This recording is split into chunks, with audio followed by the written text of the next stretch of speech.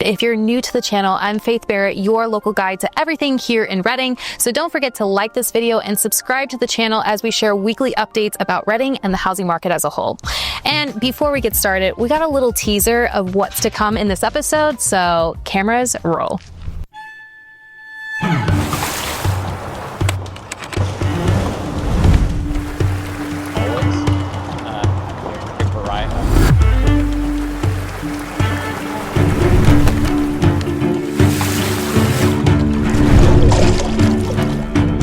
Real. If you've been curious about the fishing here in the Redding area, well, today's episode of Rooted in Redding is for you because we are going out on the Sacramento River with my friend Ty, who is a guided fly fisherman here in our area. And whether you're a beginner like myself or an advanced fly fisherman, this episode has something for everybody. So let's go fishing. How you hold the rod, 4 fingers on the bottom and your thumb on the top, like that. That's the best way. So when you cast, you want to hold tension here. You want to have this finger on here like this for some extra tension. You can cast with that bobber about right there. And all you're doing, you're just taking this, making sure it's all tight, and then flopping it all over that way. Okay. And then to get more length, you have some line in your hand. You can let some out as you cast over and out, and you let some out of this finger. And then one more. And one more. Let a little more out. One more. Ah, crappy. Oh. Yep. That'll be just fine. That'll work. Mending is super important. You're gonna have to do that all day long. Downstream mend it, little downstream mend. Downstream mend just a touch, little downstream mend. Just keep downstream mending it. Mend to the right, now upstream mend it. Downstream mend that a little bit, little downstream mend. Now big upstream mend, another big downstream mend. All right, you're gonna fish to the left side of the boat. Okay, got it. I want you to end up over on the left side is what I mean. Got it. So you'll have to cast over the right and then cast over the left again. Keep letting some line out. All right, now feed some line out of the reel. And then you're gonna mend, a little bit of upstream mend. Good. And those flies are gonna sink. Give it a little bit more slack. Lift. Oh. Now strip in. Keep it tight, rod tip up. It's a fish. Now if he wants to go, let him go and keep your rod tip high. Don't point the rod at him. Let him take some of that line. He's gonna rip it out of the reel, so keep your rod tip up. Keep tension on him. Go. Real. Tight. You caught a really nice rainbow trout, Faith. Dang. Yep. All right, Faith. And you're gonna hold him just like that.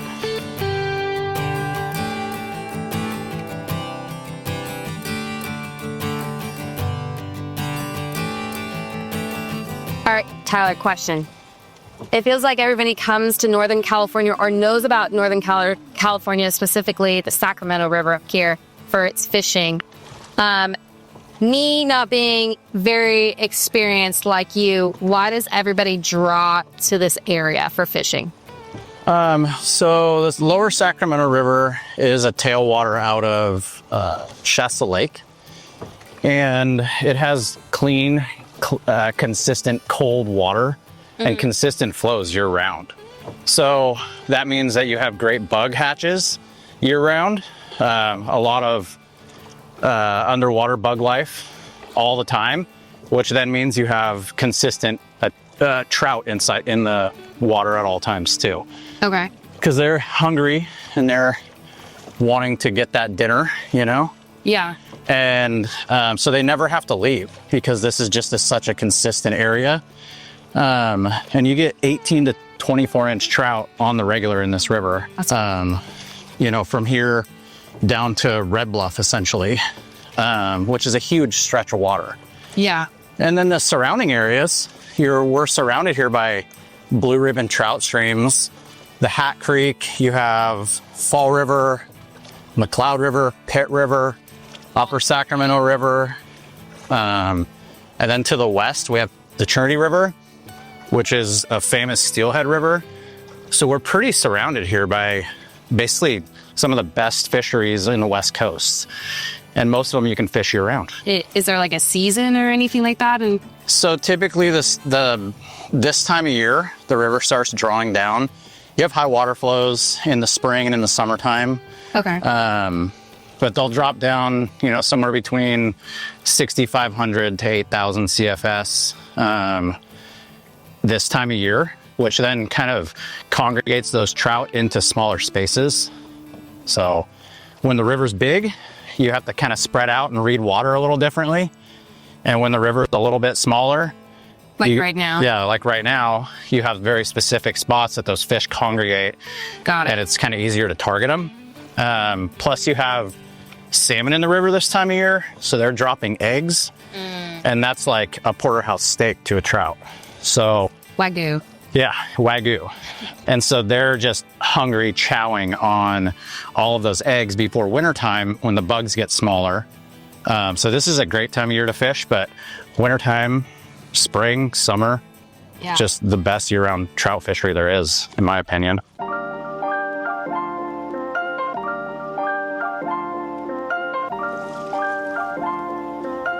Bridge fish, let's go. Give the people what they want.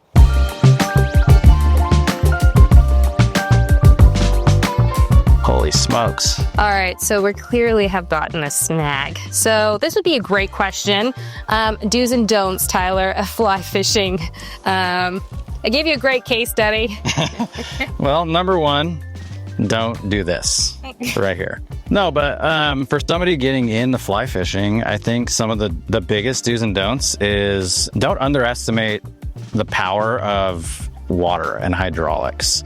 I see a lot of people go out, they buy some waders, and they go out to some river and they're not familiar with the flows. They don't call, a local fly shop or get any advice, and they just head on out into the river without knowing, whether it's dangerous, whether they can walk, whether it's a high time or a low time. Some other things would be hard casting, making multiple roll casts in the same spot that you're trying to catch a fish, because now you're just going to scare a bunch of fish. Another don't would be don't walk into a river with the presumption that it's going to fish like a different river you've fished in. The McLeod River fish is completely different than the lower Sacramento River. And all of these rivers have their own rhythm. So don't walk in with an expectation that river is going to be the same as the last one you fished. And that's, I think, will help you with your success. Some other do's would be go out and do it. Go out, get familiar, get a fly rod, hire a guide, and just get out and spend some time on the water and go fishing. It's, one of the best things I've ever invested time into in my life.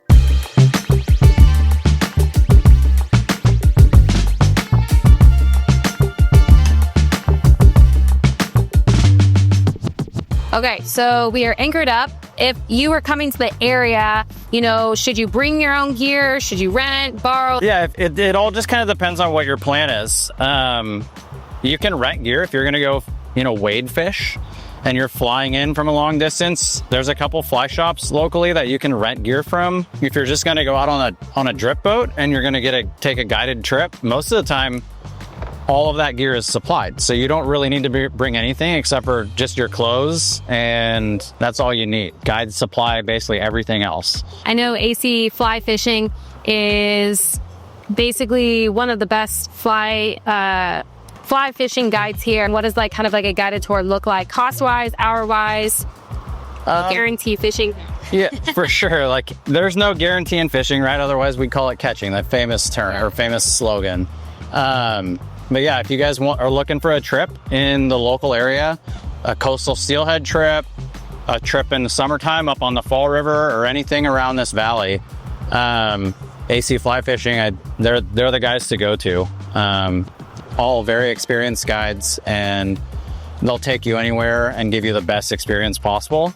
Kind of a full day of fishing. Mm-hmm. What it looks like essentially is you show up in the morning, you get set up on your boat, you run a shuttle or use a shuttle service if you need to, and you get out, you start fishing right away. And then, there's plenty of stops, plenty of breaks. Guides provide lunch and snacks and some drinks.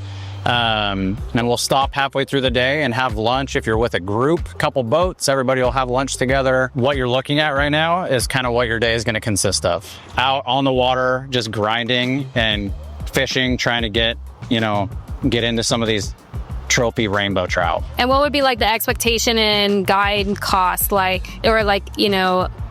couple and like I know it probably varies person to person, possibly, or no? Yeah, it varies, by guide service essentially. Yeah. A full day guided trip is somewhere in the range of $500, plus or minus, depending on who you go with. A half day is in the $300 range, high 300s. And it's just all dependent on, like I said, cost of everything and where you're fishing. If you're fishing locally, if you're fishing over in the coast or in Trinity or places like that, far away from home, costs tend to go up. Yeah. All right, keep good tension, Faith. You're doing a good job. Keep the rod tip high. And let it go if it wants to go.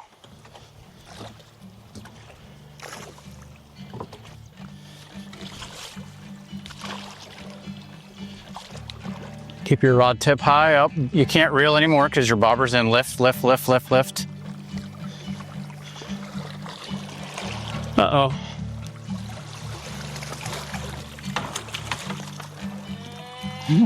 Nice. Hell yeah. Yep, great fish.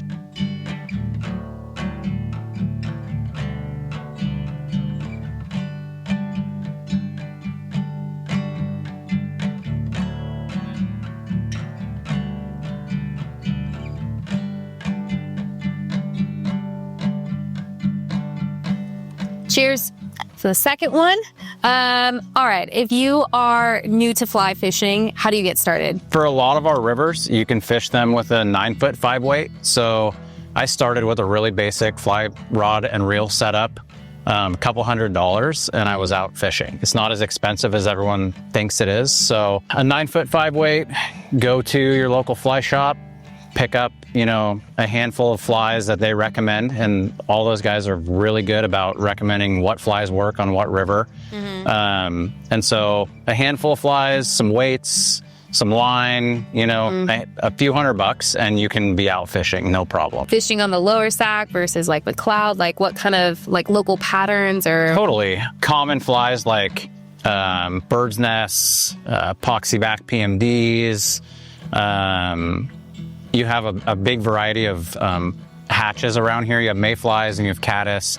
And then of course you have the egg bite in the fall, which is essentially what we're fishing now. But everyone has their confidence flies too. So I have certain flies that I keep on my line all the time, regardless of the time of year. When I go up to the McLeod River, I have a very specific pattern that I fish, and it doesn't matter what time of year it is, I fish that pattern always.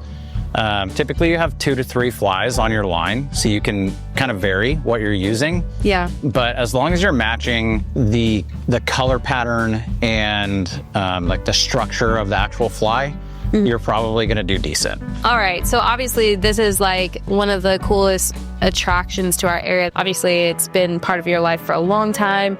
I know we talked about how you love to, fish all different parts. If you could summarize it up here in Redding, how would you summarize fly fishing up here in Redding? I'd say world-class fly fishing on a river that runs right through town. That's 15 minutes from your house. Yeah. Surrounded by blue ribbon trout streams within an hour drive. Yeah. And, if you, in the wintertime, fall and wintertime, you want to go steelhead fishing, you have an hour drive to the west. And you can fish steelhead, you can fish for rainbow trout, you can fish for brown trout all in one day. That's crazy.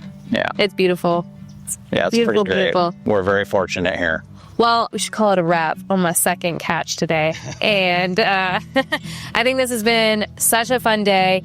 Obviously, if people have more questions, they can get connected at AC Fly Fishing, different local fly shops. Like, I'm sure there's so much knowledge. We talked kind of off camera how, like, so many people are just willing to share so much knowledge. Like, people at the end of the day just want to fish. Exactly. They want to have fun. They want to have fish. It's not like a competitive thing here. And I think that's the beauty of Redding. So this has been a really cool part like a way I've never seen Redding, honestly, ever before. So, thanks so much for the hangs and the fish and, you know, the long drinks and, Of course, Faith. yeah. It's been great having you guys out here. Yeah. I appreciate it. Well, as always, thanks so much for tuning into this week's episode of Rooted in Redding. It's been a little bit different, but it's been really fun, and I hope you learned a lot, and now you get to experience Redding in a total different way. Don't forget to hit that like button, subscribe to this channel, comment below if you've ever fished here in Redding, and we'll catch you on the next episode.